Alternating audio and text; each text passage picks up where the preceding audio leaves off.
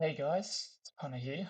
I hope you're all doing well and welcome to the very first NRL Fantasy Scout YouTube video. I have the pleasure of kicking off this preseason series where we go through each position and look at all the fantasy relevant options. This is a shorter version of the podcast for those who are more time pressed, but if you do or want to hear our opinions on more players, then feel free to check out our podcasts, which are also uploaded to this channel or Spotify. The first one came out yesterday. In this video, we're breaking down the fantasy relevant hookers, going through the premium, mid-range, and cheap options to see who is best for your team.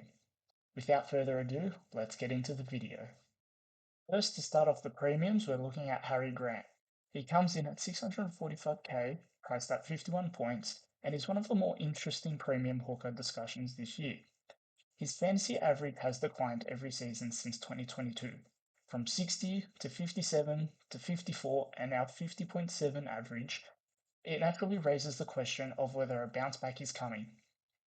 Based on his PPM of 0.66, his fantasy profile isn't built on pure base. He needs attacking stats like run meters, tries, assists, and line breaks to score really well, making his output a bit patchy week to week. If Melbourne's spine clicks and his attacking involvement lifts, there's upside here. With a favourable fixture run to begin the season, this can definitely happen, and Grant would be the one I'd lean towards. Next, we have Damien Cook. Coming in at 629k and being priced at 49, his relevance hinges on team news. He wasn't in consideration initially, but Jacob Little's hamstring injury changes things. While Shane Flanagan has suggested Little could be right for Vegas, reports from NRL Physio and club sources suggest a return closer to round 5. If Cook is playing 80 minutes with Little unavailable, he becomes a viable option and can average more than 55 points. The concern is, though, what happens to Cook's minutes when Little returns, and could someone fill the utility role in the meantime? With limited bench options and uncertainty around rotation, the role isn't fully locked in yet. Cook's output is solid but unspectacular. With future minute risks, I'm leaning towards an avoid for now.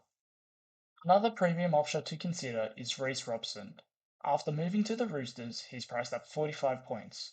We currently have him projected at around 75 to 80 minutes, which is encouraging. Last season, he averaged 49.4 points whilst playing just over 70 minutes, so on paper, he's slightly underpriced. That said, the value here looks marginal.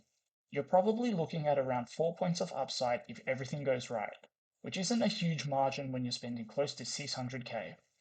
The role should be steady and his base output is reliable, but unless the Roosters are red hot and he's heavily involved in everything, he doesn't offer the same ceiling as some other options.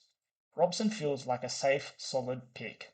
Not bad, but for that price, I'd want either clearer upside or more structural flexibility. Moving away from the premium options, the next player is Jake Simpkin. He's priced at 509k with a 40-point average, and he's been heavily discussed for good reason.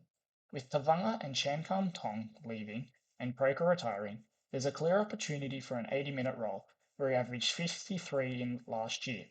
However, the signing of Zach Docker-Clay is a bigger factor than people might be accounting for. We currently have Docker-Clay penciled in as Manly's bench option, and even if it's not him, it's likely one of the younger utilities. Simpkin really needs to play 80 minutes to be a value pick. For me, this comes down entirely to minutes.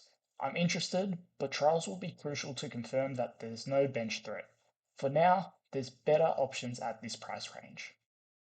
Next, the mid-range option is Reed Marnie. Priced at 489k after a down year, he initially looked like a home run option. However, that quickly changed with the signing of Sony Luke. The big question now is whether Luke takes minutes off him, because Marnie's value is tied directly to playing 80 minutes.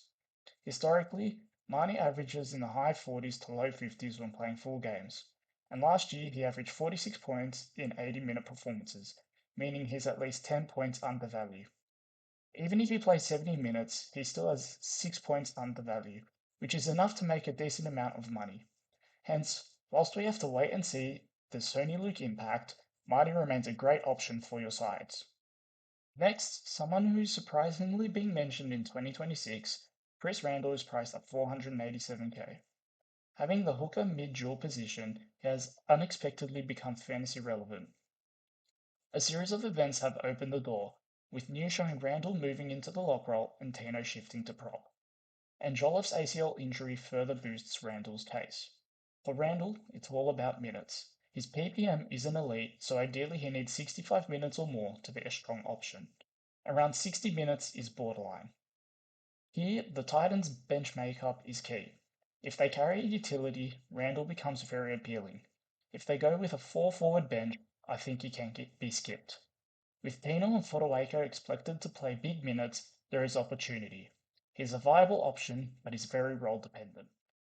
Now moving into the cheaper options, the next player is Bailey Hayward, another dual position player. He's priced at 375k and will start at hooker following Marnie's departure. Quite a few people are calling him a trap, largely due to that finals game against Melbourne, where his missed tackles stood out. I think he's better than a lot of people give him credit for. He's had a full preseason training at hooker now, rather than being thrown into the role as a utility. In his 5 hooker starts last year, he averaged 34, and that number is dragged down by around 27 score, where he didn't actually play hooker. If you remove that game, the output is solid. I don't expect the Bulldogs to run a 14, which suggests close to 80 minutes. At a 29-point price point, the 10-point value threshold is very achievable, making Hayward a great option. Final player of this episode is Brandon Smith, coming in at 300k. Priced at just 24 points, Cheese is one of the most appealing cheap options. Reports out of South suggest he's training extremely well, and is set to start at hooker. Souths do have a strong forward pack, so his minutes are probably capped at around 50 to 55 minutes, but at this price point, that's more than enough. Historically, when Smith has played between 30 and 60 minutes at hooker, he has averaged 38 points. That's roughly 15 points of value. There's some risk with the cheese, but the price absorbs a lot of it. For me, he's one of the first hooker options in my side. Overall, with a number of viable mid-range and cheap options this season, there are multiple ways to approach the hooker. It all depends on how aggressive you want to be with your team structure. Hopefully, this helps make your hooker decisions a bit clearer heading into round 1.